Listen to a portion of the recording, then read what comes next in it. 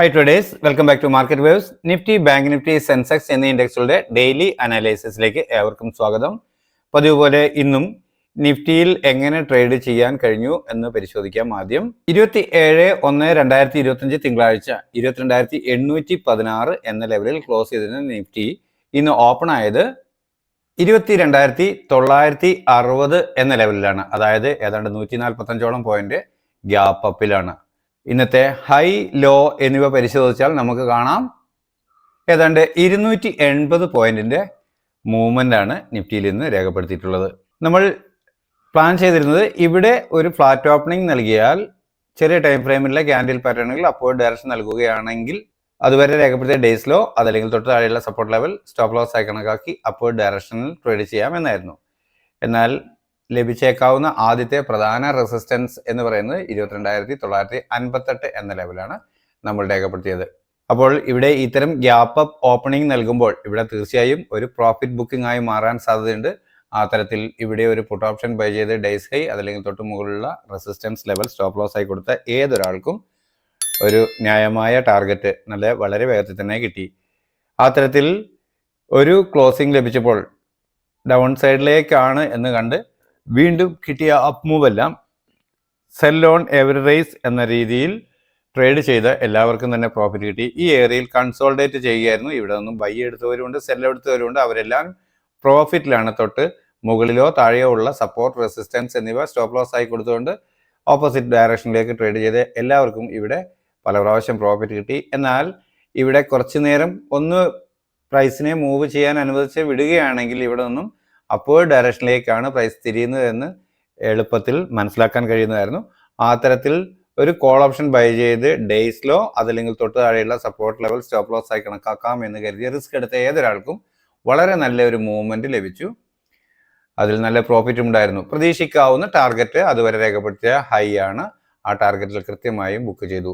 വീണ്ടും കിട്ടിയ ഡിക്ലൈൻ ചെറിയ ടൈം ഫ്രെയിമിലുള്ള ക്യാൻഡിൽ പാറ്റേണുകൾ പ്രൈസ് ആക്ഷൻ പ്രകാരം അപ്വേർഡ് ഡയറക്ഷൻ നൽകുന്നു എന്ന് ഫീൽ ചെയ്തപ്പോൾ കോൾ ഓപ്ഷൻ ബൈ ചെയ്ത് ഡേയ്സ് ലോ സ്റ്റോപ്പ് ലോസ് ആയി കൊടുക്കാം, അല്ലെങ്കിൽ ഇതിന് ചെറിയ ടൈം ഫ്രെയിമുകളിൽ നോക്കിയിട്ട് തൊട്ട് താഴെയുള്ള ഏതെങ്കിലും ഒരു ട്രെയിലിംഗ് സ്റ്റോപ്പ് ലോസ് ഫിക്സ് ചെയ്യാം എന്ന് തീരുമാനിച്ച ഏതൊരാൾക്കും പിന്നീട് അങ്ങോട്ടേക്ക് ബൈ ഓൺ എവറി ഡിപ്പ് എന്ന രീതിയിൽ ടാർഗറ്റുകൾ എടുക്കാനാണ് കഴിഞ്ഞത്.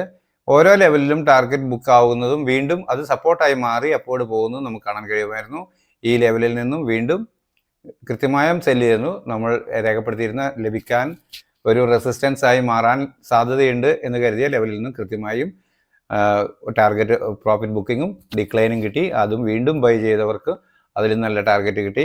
വീണ്ടും ഇവിടെയും കൃത്യമായ ഒരു പ്രോഫിറ്റ് ബുക്കിംഗ് ആണ്. അടുത്ത ഒരു ഡിക്ലൈൻ പ്രതീക്ഷിച്ച് ഇവിടെ പ്രോഫിറ്റ് ബുക്ക് ചെയ്തതിന് ശേഷം അഥവാ പുട്ട് ഓപ്ഷന് വേണ്ടി പ്രതീക്ഷിച്ച് നിന്നിരുന്ന ഏതൊരാൾക്കും പ്രൈസ് ഒന്ന് റിവേഴ്സ് ആവുമ്പോൾ ഇത്രയും റേഞ്ച് ഉണ്ട് ട്രേഡ് ചെയ്യാമെന്ന് കരുതി എൻ്റർ ആയവർക്ക് വളരെ പെട്ടെന്ന് തൊട്ട് താഴെയുള്ള സപ്പോർട്ടുകൾ ബ്രേക്ക് ചെയ്തുകൊണ്ട് താഴോട്ട് പ്രൈസ് വീഴുന്നതാണ് കണ്ടത്.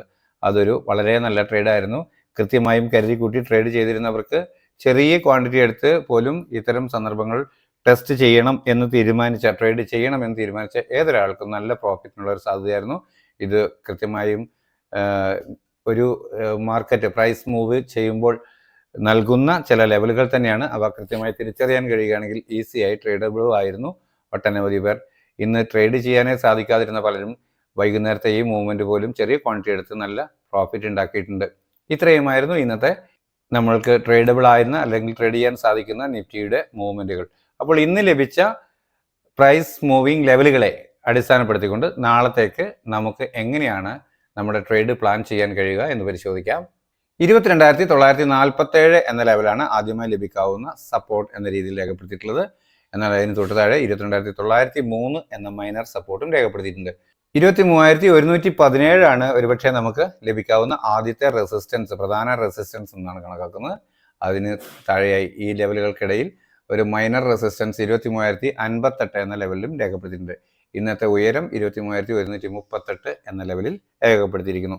അപ്പോൾ ഇവിടെ നാളെ ഒരു ഫ്ലാറ്റ് ഓപ്പണിംഗ് ആണ് ലഭിക്കുന്നതെങ്കിൽ ചെറിയ ടൈം ഫ്രെയിമിലുള്ള ക്യാൻഡിൽ പാറ്റേണുകൾ പ്രൈസ് ആക്ഷൻ പ്രകാരം അപ്വേർഡ് ഡയറക്ഷൻ നൽകുന്നു എന്ന് ഫീൽ ചെയ്താൽ അതുവരെ രേഖപ്പെടുത്തിയ ഡേയ്സ് ലോ അതല്ലെങ്കിൽ തൊട്ട് താഴെയുള്ള സപ്പോർട്ട് ലെവൽ സ്റ്റോപ്പ് ലോസ് ആയി കണക്കാക്കി അപ്വേർഡ് ഡയറക്ഷനിലേക്ക് ട്രേഡ് ചെയ്യാൻ കഴിയും.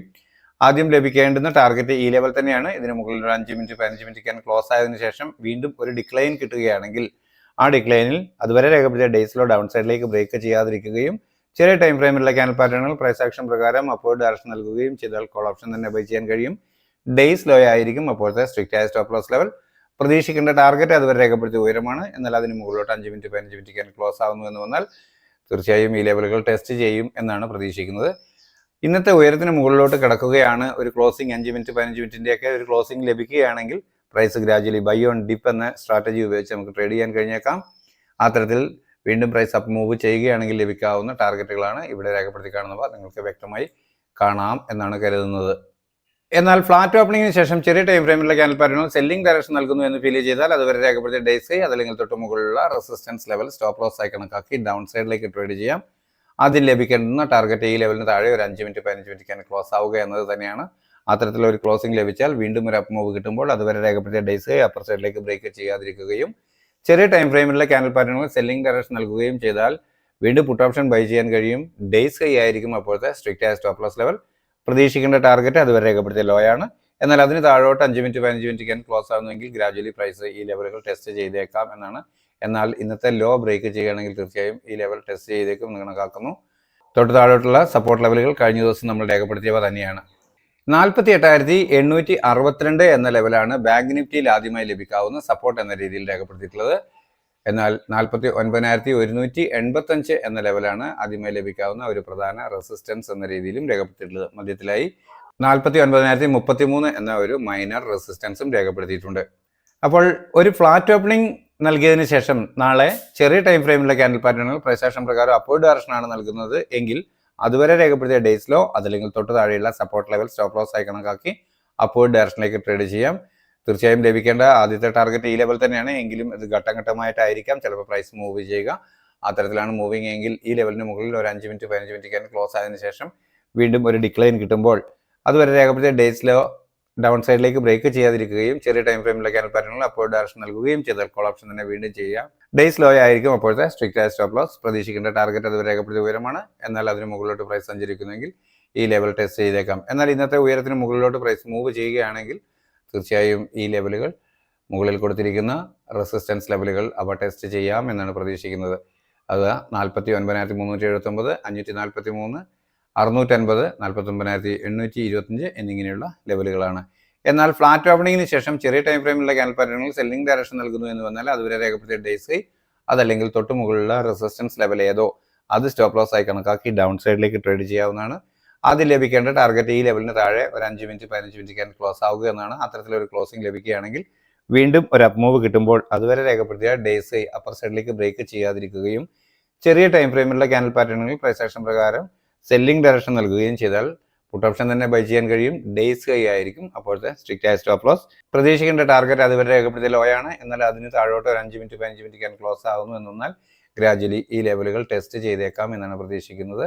ഈ ലെവലുകൾ നിങ്ങൾക്ക് വ്യക്തമായി കാണാമെന്നാണ് കരുതുന്നത്. 75,874 എന്ന ലെവലാണ് സെൻസെക്സിൽ ആദ്യമായി ലഭിക്കാവുന്ന ഒരു സപ്പോർട്ട് എന്ന രീതിയിൽ രേഖപ്പെടുത്തിയിട്ടുള്ളത്. മൈനർ സപ്പോർട്ടായി 75,762 എന്ന ലെവലിൽ രേഖപ്പെടുത്തിയിട്ടുണ്ട്.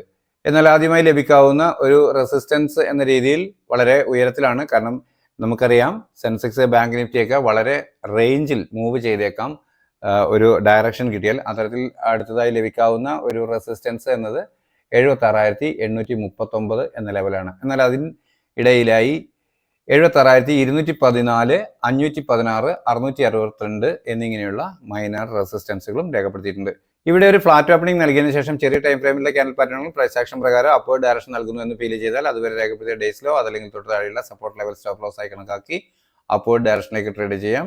ലഭിക്കേണ്ട പ്രധാന ടാർഗറ്റ് എന്ന് പറയുന്നത് ഇന്നത്തെ ഉയരത്തിന് മുകളിൽ ഒരു 5 മിനിറ്റ് 15 മിനിറ്റ് ക്യാൻ ക്ലോസ് ആവുക എന്നതാണ്. എന്നാൽ അത് അത്രയും റേഞ്ച് ഉള്ളതുകൊണ്ട് ഘട്ടം ഘട്ടമായിട്ടായിരിക്കാം പ്രൈസ് മൂവ് ചെയ്യുക.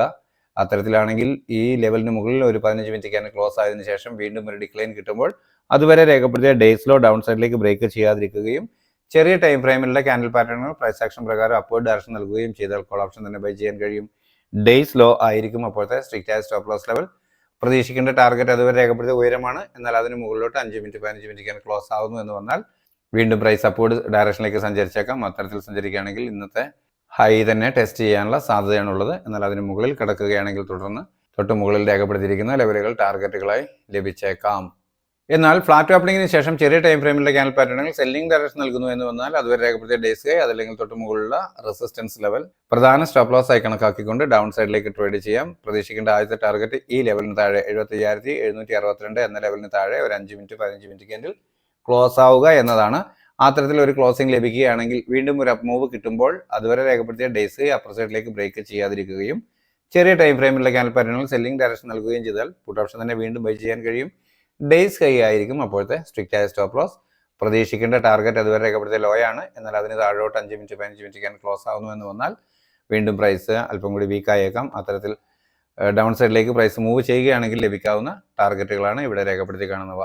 ഇതിന് താഴോട്ടുള്ള ലെവലുകൾ കഴിഞ്ഞ ദിവസവും നമ്മൾ രേഖപ്പെടുത്തിയവ തന്നെയാണ്, ഒരു മാറ്റവും വരുത്തിയിട്ടില്ല. എന്നാൽ ഈ ലെവലുകൾ മാത്രമാണ് ഞാനിവിടെ പുതുതായി മാറ്റം വരുത്തിയിട്ടുള്ളത് ഇന്നത്തെ മൂവിനനുസരിച്ച്. ഓക്കെ, അപ്പോൾ ഇത്രയുമാണ് നാളത്തേക്ക് വേണ്ടിയിട്ടുള്ള നമ്മുടെ 3 ഇൻഡെക്സുകളുടെയും ട്രേഡിംഗ് പ്ലാൻ. എല്ലാവർക്കും മനസ്സിലായിട്ടുണ്ടാകുമെന്ന് കരുതുന്നു. നിങ്ങൾക്കറിയാം, ഞാനൊരു സെബി രജിസ്റ്റേർഡ് അനലിസ്റ്റ് ഒന്നുമല്ല. എക്സ്പീരിയൻസിന്റെ വെളിച്ചത്തിൽ എൻ്റെ ട്രേഡിംഗ് ആവശ്യത്തിലേക്കായി തയ്യാറാക്കുന്ന ട്രേഡിംഗ് പ്ലാൻ മാത്രമാണിത്. ഗുണകരമാണെന്ന് തോന്നിയാൽ നിങ്ങൾക്കും ഉപയോഗിക്കാം. എന്നാൽ റിസ്ക് പൂർണ്ണമായും നിങ്ങളുടേത് മാത്രമാണ്. എന്നാലും ഗുണകരമാണ് എങ്കിൽ നിങ്ങളുടെ സുഹൃത്തുക്കളായ ട്രേഡേഴ്സിന് നമ്മുടെ ചാനൽ ഷെയർ ചെയ്ത് കൊടുക്കണമെന്ന് അഭ്യർത്ഥിക്കുന്നു.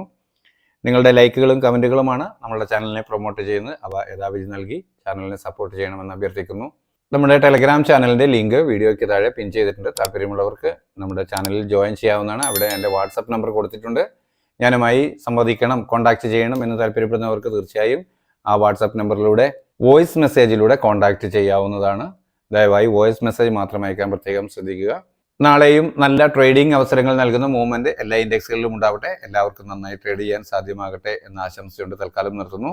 താങ്ക്